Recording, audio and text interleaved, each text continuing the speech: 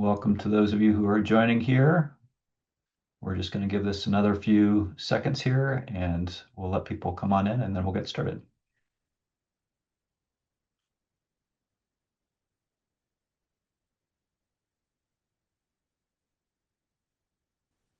All right. Well, hi there, everybody. Welcome to the Medicaid Insights Colloquium, also known as the MIC, and thanks to everybody for tuning in today. My name is John McConnell, and I am a professor at Oregon Health and Science University and director of the Center for Health Systems Effectiveness. And as usual, I'm going to start by going over a few quick notes for our time together today. So this session is going to run for about an hour, and that includes 40 minutes of presentation, followed by 20 minutes of Q&A. Because there are many of you joining us today, we ask that you please refrain from using the raise hand function. If you do have questions during the presentation, and we really encourage questions, especially for this session, you can submit it at any time by clicking on the Q&A button at the bottom of the Zoom window, and we'll get to as many questions as we can after the presentation.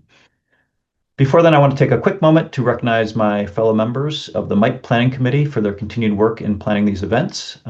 First, Megan Cole is not with us. I think she's got some weather-related issues here that is familiar to many of you.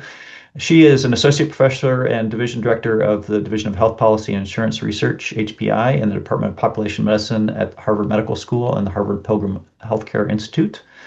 And Will Shapiro is an assistant professor in the Division of Health Policy and Economics of the Department of Population Health Sciences at the Joan and Sanford Weill Medical College of Cornell University. So thank you to my co-facilitators in chief here. And now I have the pleasure of introducing our featured speaker, Dan Gorenstein. I'm really excited to have Dan here. I think that all of us who are involved in research are always wondering how to raise the impact of our research. And Dan knows a lot about this. He is the founder and executive editor of Trade-Offs, which is an amazing podcast. And he's responsible for setting the vision for that, for Trade-Offs and for its journalism and strategy. Before Trade-Offs, Dan was the senior healthcare reporter at Marketplace, and he spent 11 years at New Hampshire Public Radio. He got his start in journalism at the Chicago Reporter, an investigative journal that examines race and class disparities in the Chicago area. Dan's work has earned numerous national awards, including the Society of Professional Journalists Sigma Delta Chi Investigative Reporting Award, and he is based in Philadelphia. So one reason we're especially excited to hear from Dan today is his focus on helping researchers and policy experts turn complex studies into clear, compelling narratives that resonate with policymakers, the media, and the public. Participants can learn to identify key findings, craft concise messages, and communicate with confidence to strengthen credibility and influence, something that I think we're all wanting to do more of. So Dan is joining us to share his expertise and offer practical guidance on making research more accessible, engaging, and more likely to attract media attention. So please join me in giving a warm welcome to Dan Gorenstein. Hey, everybody. Thank you, John, for your introduction. Very kind. I am going to quickly share my screen. There we go. Okay, can you guys all see that? Looks great. Great. Okay. So, thank you very much for having me. What I do, what I care most about, is creating healthcare journalism that is really at the heart of policy, people, and money. And what we're always trying to do as journalists at Trade-Offs is really talk about evidence, but talk about evidence in a way that marries it to storytelling. So there's a larger context. And then we try to make sure that it's really accessible. So people, not just in the front of the class, but the back of the class can follow it. And so that's really our simple formula: data, storytelling, accessibility. And what I'm going to be talking with you guys about today is really sort of the version of that for you all. And I've put it together in this slide presentation, Cogent Concise, Finding the Story in Your Study. And I hope that it's really useful. I really do want to. It's too bad that this is virtual. It'd be really nice to do this in person. It's always nice to sort of know and be able to even just see who's here, to be able to read and react to faces. But I'm going to kind of carry on, and I really want this to be as practical and useful as you think. So, John, Will, if there's an abundance of questions, just let me know and I can sort of move forward on things. So, with that said, I'm going to dive in, and the real goal here, everybody on this call does research that and you're doing it because you think it matters. You think it's important. You want people to know about what your findings show. I want to help you make sure more people are aware of your work and the why your work matters. So what we're going to do today is trying to help you think through how you can translate your work in a way so more people can understand and access and care about what it is you do. So with that said, we'll dive in. Um, Oops, sorry. Okay, here we go. Um, We were founded, I'll dispense with this. We were founded in 2019. We produce a weekly podcast, but we're also, we do print stories, we do live event stories. And the thing, I'll just say for folks who might not know, more than 70 colleges and universities around the country have used our content in their classrooms. And I think they do it because of that recipe, that formula I was just talking about. So what we're going to cover, why research matters, how to do this. If we have time, I don't know if we'll have time today to work on building trust and how to work with reporters. That might be something, and the interview tips and practice. That might be something. If you guys want, you can have me back. We could talk more about that a second time. I suspect some of the work with reporters stuff will come up in the Q&A. Would be my guess. This slide is just to sort of indicate that what you all do really, really matters here very much. But there's a problem. There's a disconnect. There's too often a disconnect between what you all are doing and what is being communicated. There's a chasm here, right? There's a problem. Just like in your research identifies a problem and potential solutions. There's a problem here, and I think better communication, better ways of talking to people will help address some of this chasm. Okay, the meat of this, finding the story in your study. This is the slide. This is like the number one most important slide here, of all the slides that you're going to see. And I want you guys to understand these three questions. The first one is, I think, the one that trips a lot of people up. What problem is your research trying to solve? A lot of times people are not, you all are so close to the research that you do. You, I, you're thinking about, I'm thinking about a project last year that I talked with a student about, and it was about using PrEP in Africa. And I asked him his research was really trying to figure out how better ways to get PrEP into the hands of people who need PrEP, people who are likely to contract HIV/AIDS. And so he said, that's the problem. And I'm like, okay, yes, that is the most direct problem. Your research is trying to solve for how to better get people access to PrEP, but that's not really the problem. The problem is that in Africa, where he was doing his work, HIV/AIDS is still the rates of HIV/AIDS are too high, and that people are contracting AIDS at too high of a rate. People are getting sick. People are dying. That's really the problem. How many people are dying, and how can we put that rate into context of how that compares to the rest of the world? that when I say what problem is your research trying to solve, it's really zooming farther back than just the most immediate sort of almost technocratic problem that you're solving most directly for, to like really put the technocratic problem in context. I'm hoping that makes sense to folks. This is a moment when I really would love to be able to see people's faces and heads nodding or not, but I'm going to assume that this is making sense to folks. The second question. What do we know now that we did not know before, right? This is your finding. Um, so as a result of your research, like what you all do is pretty amazing. You manufacture, in the best sense of the word, new information. You manufacture knowledge. Many people don't have that as a job. You all do. It's an incredibly important job.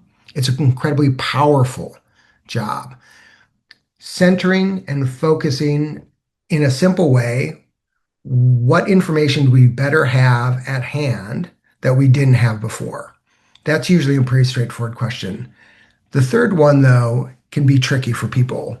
So what? So we have this information, we have your finding. Why does your finding matter? And the answer to that ties back, well, certainly to the technocratic question that you're potentially asking, but it also has to tie back to this larger contextual point that we're making from question one.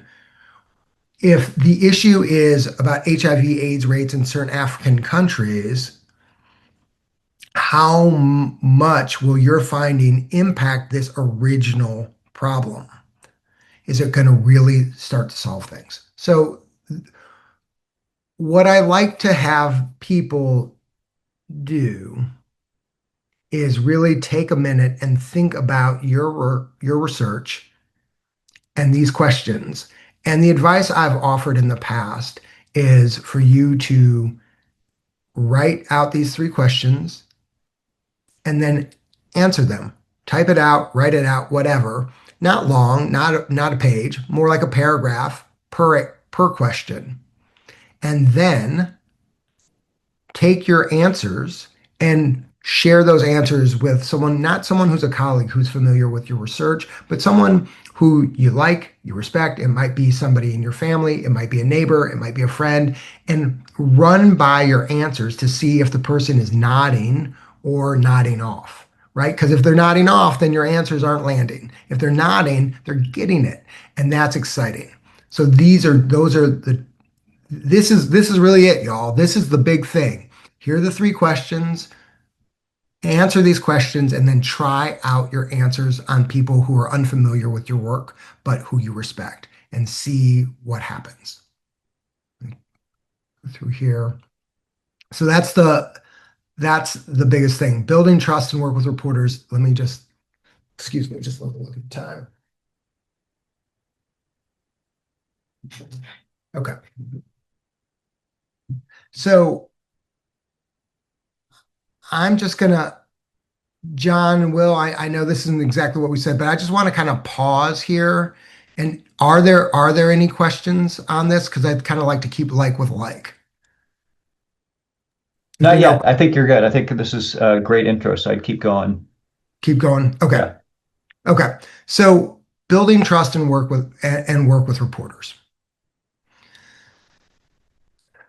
When reporters are assigned a story, and this is even more true now than it has been even in the 6 years that Trade-offs has been around. There are fewer and fewer healthcare reporters. The Washington Post just laid off 9 of its 12 healthcare reporters. Late last year, the Wall Street Journal shut down its health desk. A lot of times, if reporters are assigned a healthcare story, they have very little background. They really don't know. So when I talk about be aware of their context, I'm saying to you all, you're dealing with a person who is being assigned a story that they know often, not always, but often know very little about. They're on a tight deadline, whether that's a few hours. Like when I worked at the public radio business show Marketplace, I'd get a story assignment around 11 o'clock in the morning and be expected to turn something around by 3:30 in the afternoon. So, and you have to find people, you've got to learn, you've got to find people, you've got to get quotes, then you've got to write it up. There's very, very little time. People are moving incredibly fast. It is easy to make mistakes. honest mistakes. And I think you all understanding that that's part of what reporters are dealing with, particularly if this is not their beat, they don't have familiarity, it helps you orient to who you're talking to on the other side of the phone. Many of you, I suspect, on this call are teachers, and by nature, you like to help people learn and understand and grow. And in some ways, that's what you're doing with the reporters. You have to be careful, right? You don't want to be condescending to people, but at the same time, if you develop a really nice rapport with a reporter, there's this like cool thing that can happen when you all can be the expert and the reporter can be a really smart inquirer of information. And trying to like find that balance is really key. One of the ways to curry favor with reporters is to be responsive. Again, a lot of us are on deadline. We're just trying to go real fast. I can't tell you how many times I've reached out to a professor in the past who's like, "Oh, sure, I can talk with you at the end of the week. I've got a lot of classes this week and can talk to you next week." I can't talk to you next week. I've got to have a story done maybe in 48 hours, right? And so a lot of times people will say to me, researchers will say, well, I don't have time. Like, okay, well, if you don't have time, but you still want to like develop a good relationship with reporters, one thing you can do is you can fire off quickly an email to say, hey, sorry, Mary, but I do know that my colleague at San Diego UC San Diego is great on this, and here's their number. So, how can you be responsive to somebody who's like breathless? And I know when I was at Marketplace, when people would do that for me, it made me remember, like, oh, this is somebody who gets me, who gets my job, who wants to help me, like, do what I'm trying to do. And I remember that. And that goes a long way towards building that nice relationship. Being honest. A lot of researchers are concerned about saying more than they know. And sometimes it can be difficult to say, I don't know this. One of the things I've come to really appreciate and value greatly is when somebody says, Dan, here's what I know. Here's what I can talk about. I can talk about X, Y, and Z. I cannot talk about one, two, and three.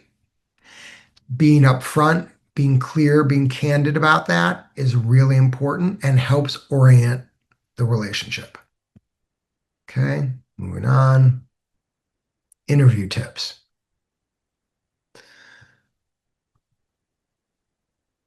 So this is going to speak to what we're talking about at the front end, right? That a little pre-work can go a long way. Folks can be pretty nervous, researchers, academics can be pretty nervous, like, well, am I prepared for this or not? One of the things I really want to encourage everybody on the call here today to do is ask. If you want more information from the reporter about what you're going to be asked during the interview, ask for it. That's okay. That's not bad. Now, I will say some reporters can be pretty touchy about that. They don't want to share their questions. They want this to kind of feel more like alive and not something staged. And I know as an audio journalist, and in particular, I've had plenty of people who will write out or type out their answers, and then I ask the question and they're reading, and that doesn't work as an audio journalist. You need somebody who actually is like talking and making it sound like they're talking, not reading. But you can ask a handful of questions that could be really helpful.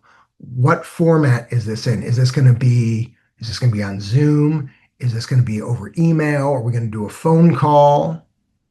Can you share with me the questions or at least the topics, the kinds of stuff that you'd like me to know? One question that I think is particularly relevant for you all is asking, like, is there certain research you want me to reacquaint myself with? Are there certain studies or anything that you really want to be asking me about? That can be another way to begin to get a better handle on what the questions are going to be. A question that I got all the time when I was at Marketplace is, who else is being interviewed? And I think people use that as a way to try to understand, um, is this person trying to get one side of the story? Are they trying to get the whole story? What's their agenda? Um, and then this final bullet point under the before, prepare the key points and zingers. That really goes to what we were talking about before. If you write out your answers, what's the context, what's the finding, so what, and you have those answers, having that ready, having the most essential part of your research condensed down into that story of your study, that is going to go a long way towards making sure that you are clear, that the reporter understands you. And that's a way, it doesn't guarantee anything. There's nothing here that I'm saying is going to be a guarantee. I think everybody knows that, but I want to like underscore it. There's no guarantees here. But that goes a long way to minimizing the risk of misinformation. The more prepared you are, and I'm not saying like just have your talking points and like just only speak to the talking points. There's nothing more as a reporter I personally hate than someone who's just going to talk to the talking points. But making sure this is what you can, here's what you can really control. The clearer you are, and the more you've trotted out your potential answers so people can follow them in a clear, accessible way, the less you are going to risk having there be some misunderstanding, which I know is something that animates and appropriately many of you during the interview. Sometimes you'll get a question that you're completely unexpected that is like, whoa, where's this coming from? This is important. Off the record, just taking time here. Off the record versus on background. There's no there's no rule. Every reporter has a different definition of what off the record means, on background means. And you need to be really careful. There's this story that I like to tell. A well respected journalist who I worked with in New Hampshire was reporting at the State House one day, and he had an office in the Capitol, and there were like 6 or 7 different reporters in the room, and this source just ducks their head into the room and says this thing, this kind of like piece of gossip or whatever it was, and the next day it shows up in my buddy's article, and the source comes back and says, I said that was off the record.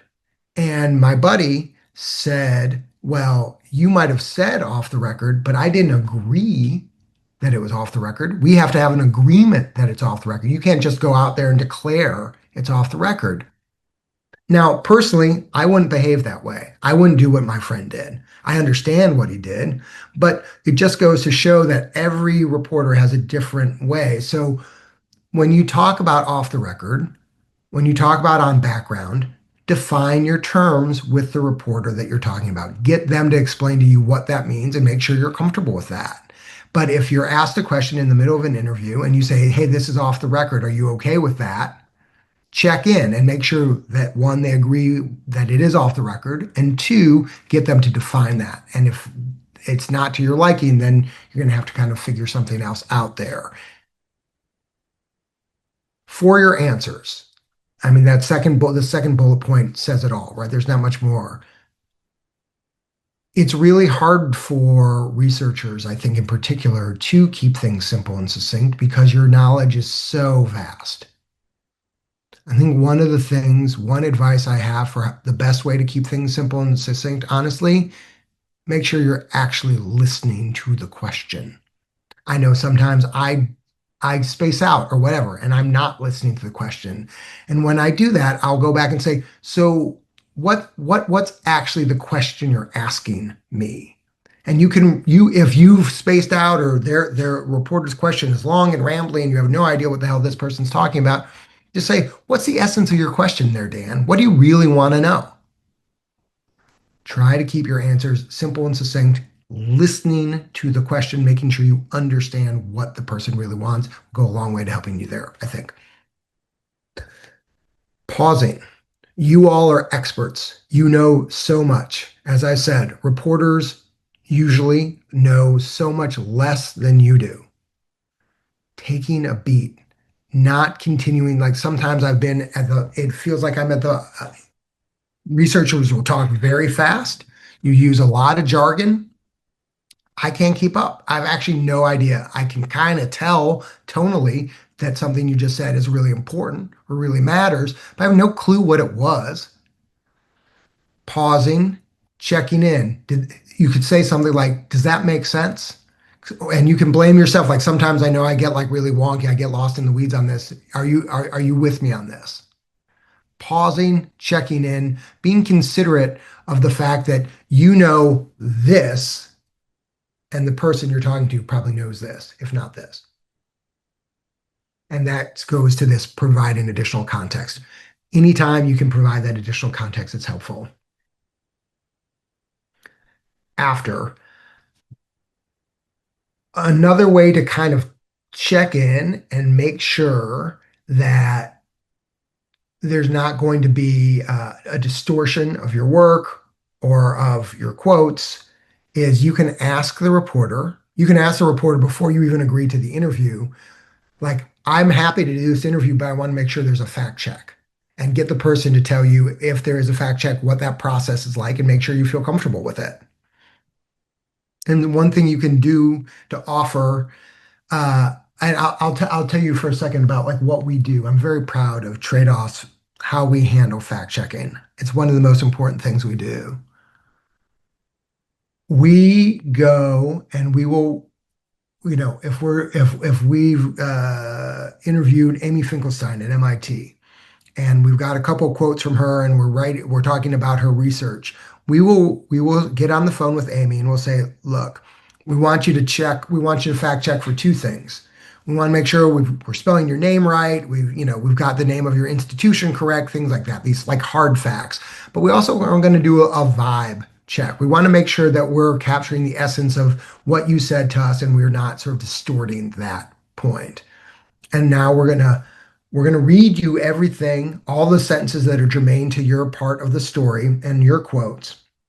I want to be clear, you don't have any right of refusal. You said what you said. We're not interested in you. You don't like the language you use. That's not what it's about. This is about like making sure the facts are right.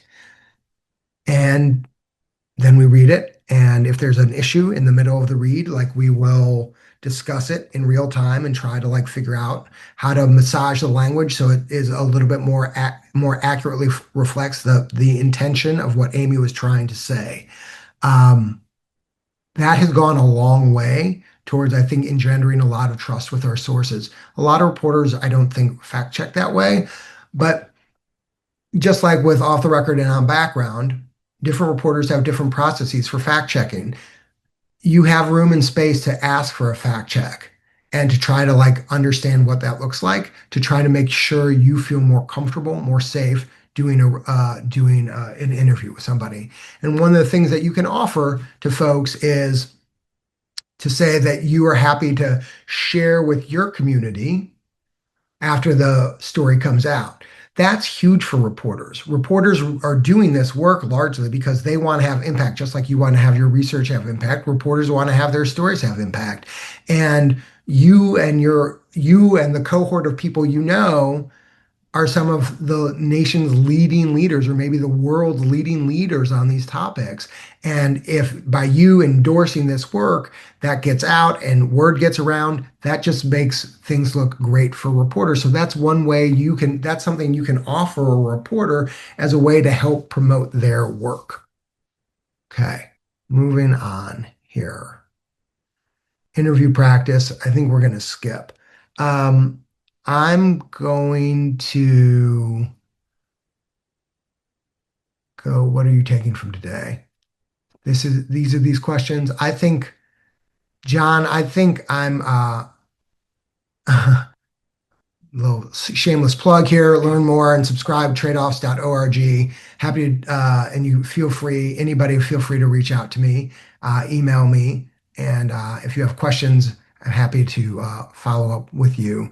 But in the spirit of trying to keep things succinct and simple, we're about 25 minutes in, and that is the bare bones essence of my talk. So I'm happy to open up to questions now.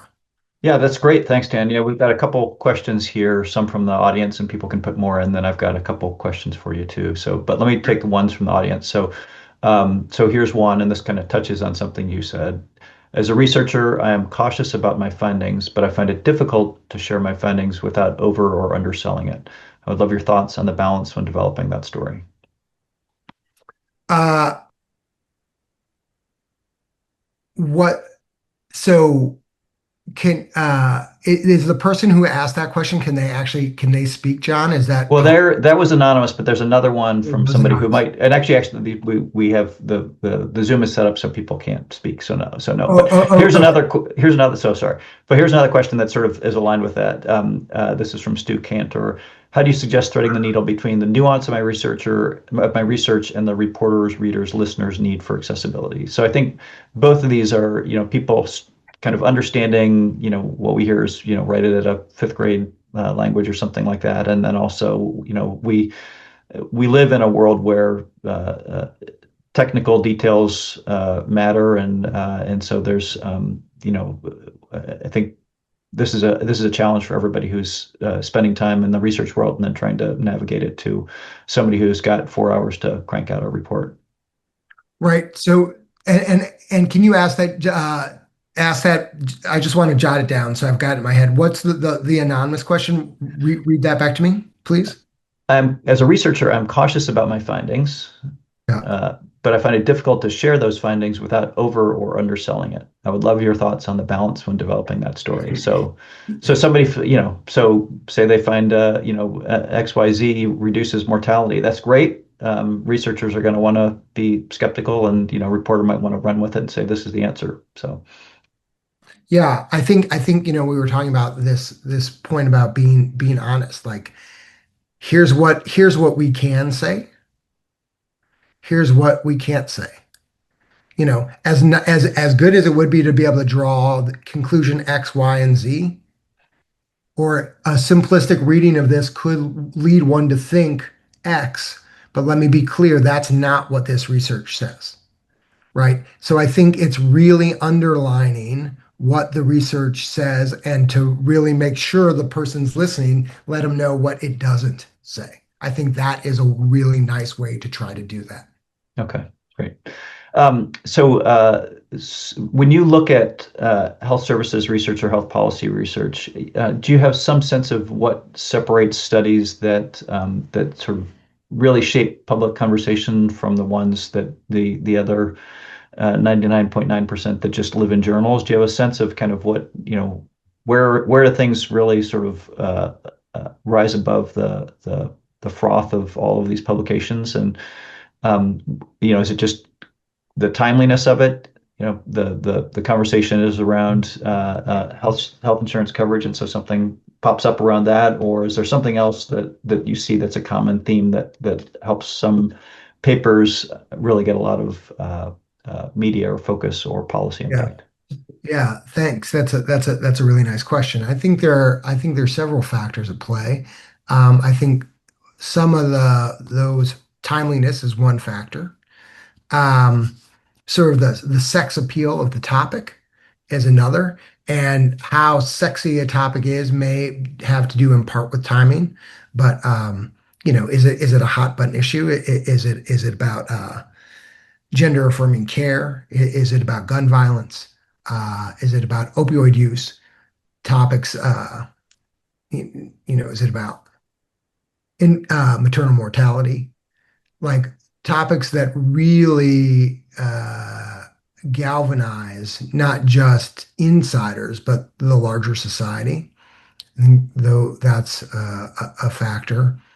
I think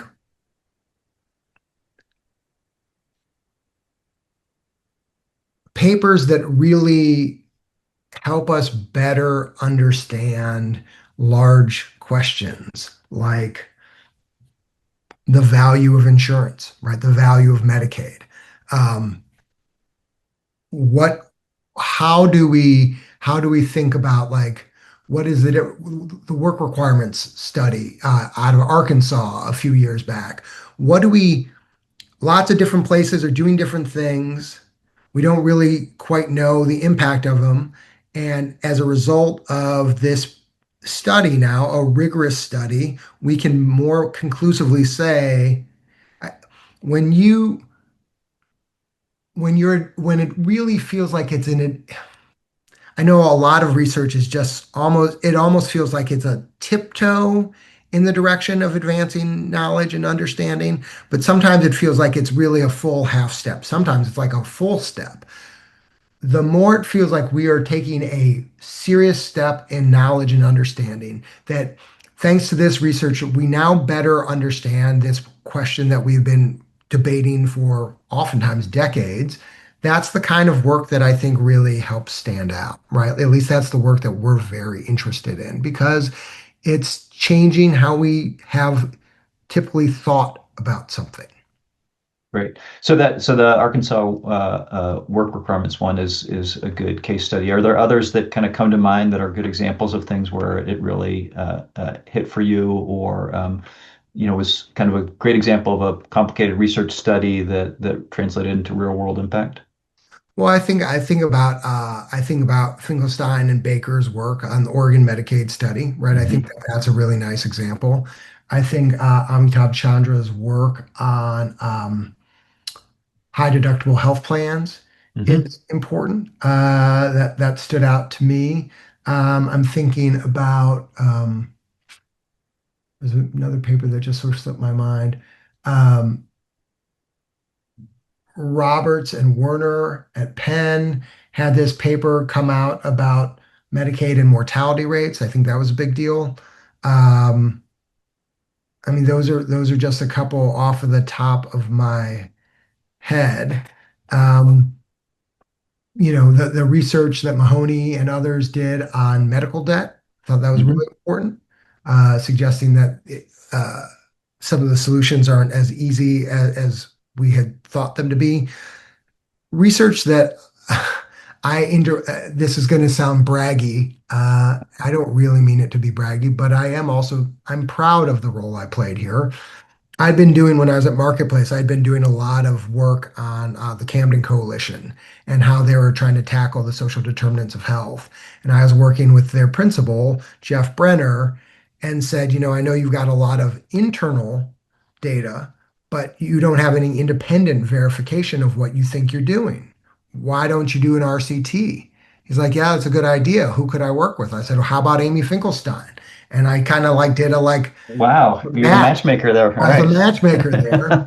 And, I think that research is really important. Yeah, Like, yeah, that's look, there are a lot of really good ideas. There are a lot of well-meaning ideas, but that doesn't mean they work. right.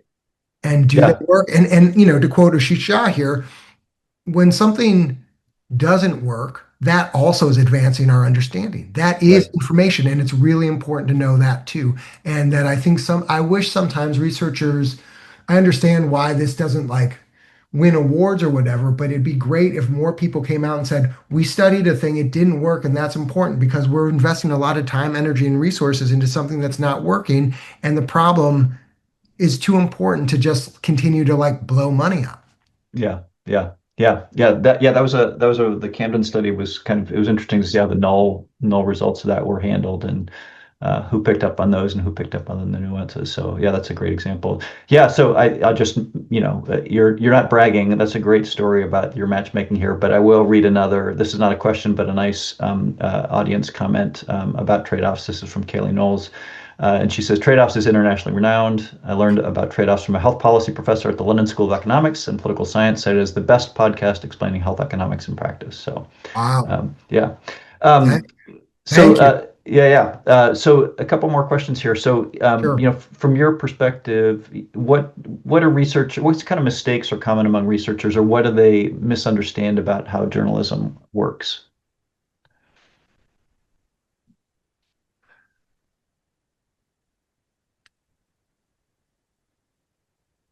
Um, I think I think the biggest thing is what I said in the first slide about the context. I think that I think it's hard for researchers to pull themselves far enough back to be able to adequately talk about the problem, the larger problem that their research is a part of. And there's a whole body of literature, right? Like there's a history of research in and around this problem. And I think it'd be great if more researchers were better positioned to be able to kind of like, for 5 minutes, be able to kind of give like almost not that this is an answer, that not to give a mini lecture, but be prepared to be able to do some of this kind of like narrative arc storytelling of here's this larger problem. We know health insurance in the United States around high deductible health plans, and be if you're doing research on high deductible health plans, be able to talk about like what we've learned and understood about high deductible health plans over the last couple of decades and how that thinking has evolved based on the data. And now, as a result of my study, we now think of it even more clearly. What too often what researchers do is they kind of bypass all of that history and just go, here's what we now know about high deductible health plans. But that assumes that people even know what high deductible health plans really are and why they matter. And by knowing that and having that history and sharing that history, whether it's with a reporter or some other audience, a larger public audience, these people who are not experts, who don't spend their time thinking about health insurance, can really begin to understand the larger dilemma, the larger trade-offs that come with trying to have health insurance and the role of health insurance and like what high deductible health plans are trying to do in the first place. Instead, more people end up like thinking like, oh, high deductible health plans, they fucking suck. Like I hate them. And without that context, we don't see those bigger questions that are undergirding that high deductible health plans were actually a policy solution attempt. Right. Yeah. Okay, great. Uh, are there, when you sort of look out there and you see kind of what's coming across the transom and what people are thinking about, are there types of health policy that are structurally undercovered? Uh, yeah, I mean, lots of things I think are undercovered. There are lots of little backwaters. The the duals is sort of undercovered. 340B is kind of undercovered. Though, I mean, these things in certain, I mean, when I talk about the duals and 340B, I think I'm talking about it at a high level. Insiders know a lot about those two topics. Insiders are going to know a lot about all of these things. But I guess the way I'm going to interpret your question, where I'm going to take that question, is what do I wish the country was talking more about? I wish the country was talking more about the value of health insurance right now and the affordability of health insurance. I wish the country was talking more about low value and high value care. Um, I really would like the country to be talking about the role that the safety net care really does or doesn't provide. Those are a couple of areas that I'd really like to see us focus more on. I'd really like to better, we did a story recently talking about this care court out in California where the state has some authority to compel people with serious mental illness into treatment.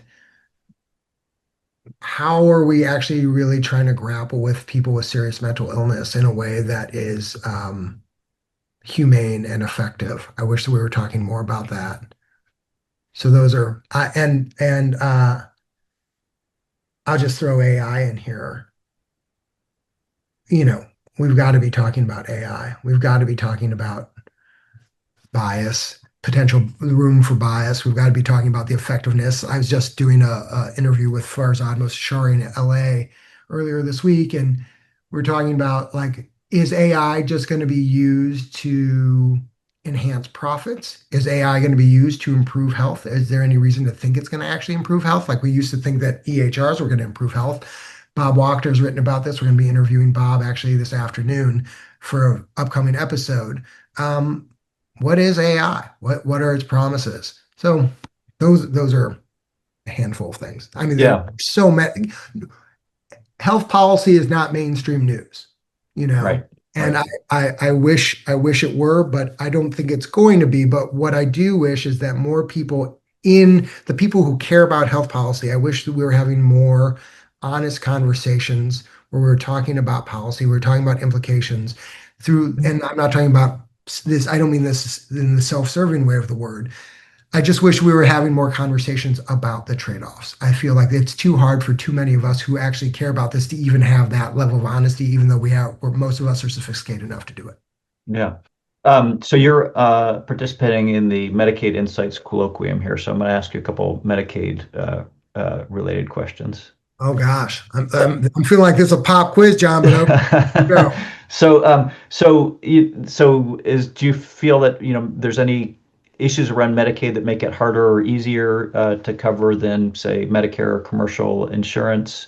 Are there story from your standpoint, are there parts of Medicaid that make that research more challenging or more compelling?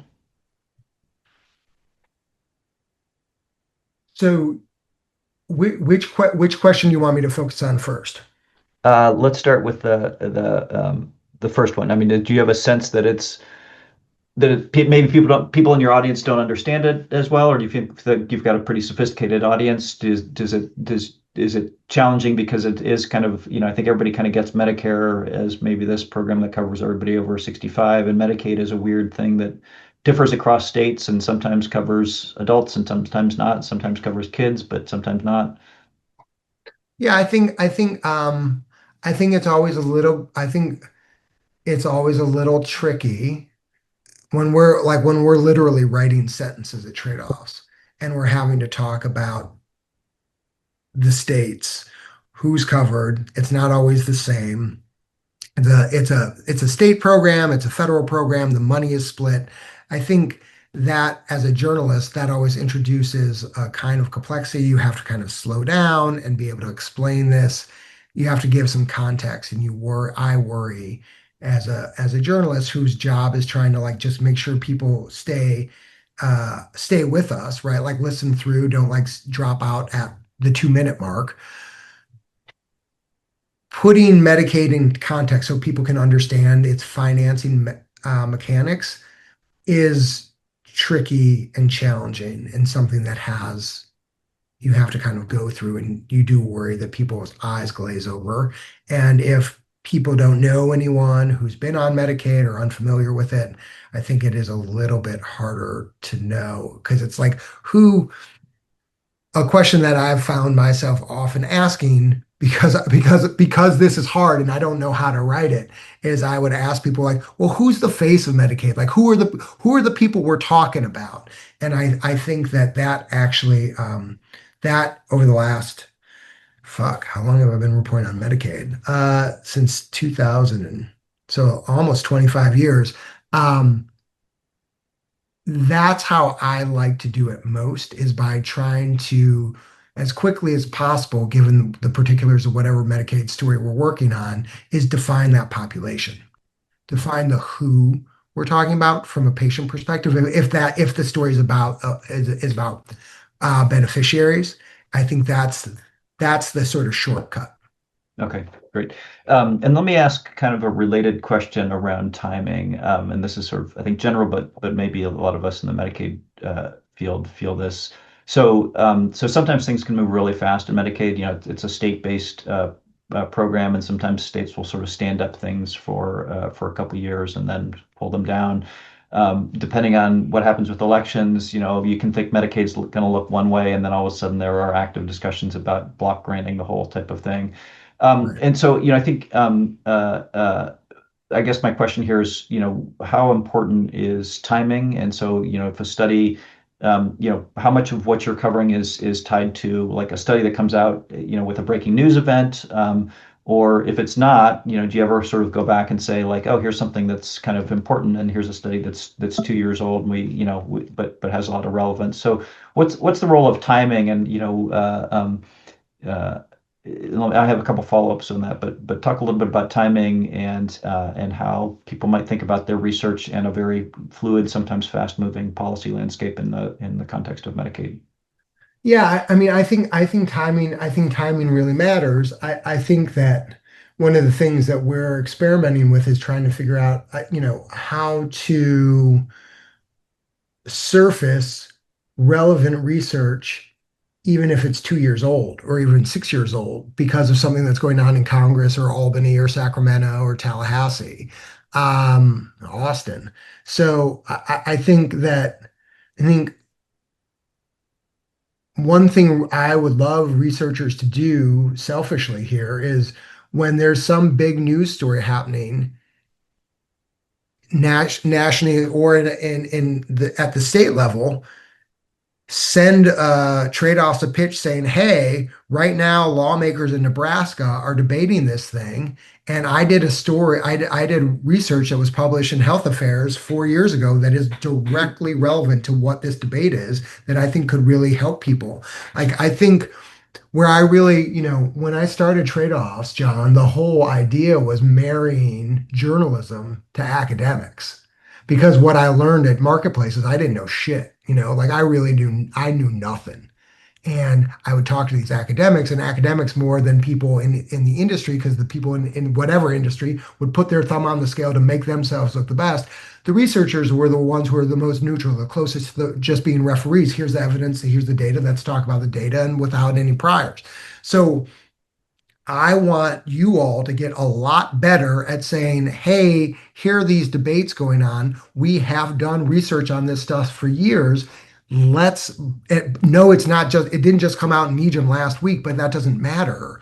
Like, this is relevant to right now. And like, I would love to figure out how trade-offs and you all can help like bridge this, because I think in my part of why I wanted to start trade-offs, I was actually upset because people were making decisions without the best access to information. And I think academics have a role here in doing a better job of following and paying attention to the news and using the news hooks, using these news pegs around timing to insert this research into the conversation when it is timely and most relevant. Great. Yeah, that's a great piece of advice. Yeah. Um, okay, let me switch gears here a little bit. So just thinking about, I think everybody would love to get their study you talked about on your podcast. But there's other ways of doing this, and I think the media landscape is really changing a lot. You talked about some of the reporters, who are being laid off or fired from otherwise great places. The social media world has changed. I think there was sort of a sense of, to really have impact that you needed to have help to have a large social media profile. Um, do you have a sense of kind of where you would advise people to put their energies? I think, some researchers are uncomfortable with social media. It takes a lot of time and sort of feels different than kind of being deep into a study. There's podcasts, there's other types of things there. What kind of advice would you offer people generally to try to raise their profile above just publishing in Medium? Yeah.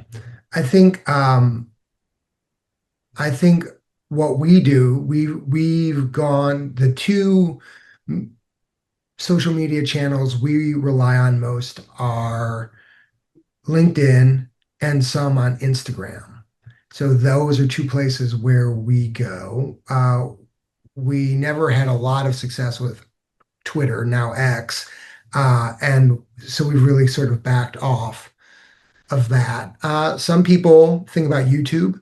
I mean, we haven't really gotten into video, but if you like video and you feel like you can talk for 2 or 3 minutes and you can do an edit, or you got a cousin who will, you got a 18-year-old cousin or a 4-year-old, 7-year-old cousin who can do some like editing for you, some video editing and post it for you. And that could be a pretty interesting place. I know that I believe Harvard I was told about this the other day. Harvard has got, I think, a cohort of, they're working with some social media influencers, people who've got hundreds of thousands, millions of followers. Like, there's an opportunity here for more people to learn about health policy through things like quick video clips. hmm Okay, great. Okay, well, this is really helpful. Let me close here with one question. We'll give you a final chance to give some advice, and maybe we can prompt this. So I know you've sort of tried to like highlight your top pieces, but maybe this is a way to be a little bit more blunt in some things. So if you had to give, so if you got the researchers out here listening to you, so if you had to give them one uncomfortable piece of advice, who to this group who really wants to make impact, what would that be? Stop using big words that no one else understands. All right. I mean, stop. I mean, you're smart. You're really fucking smart. Like we know you're smart, right? Yeah, You're a professor at Princeton. Like you're smart. We got it.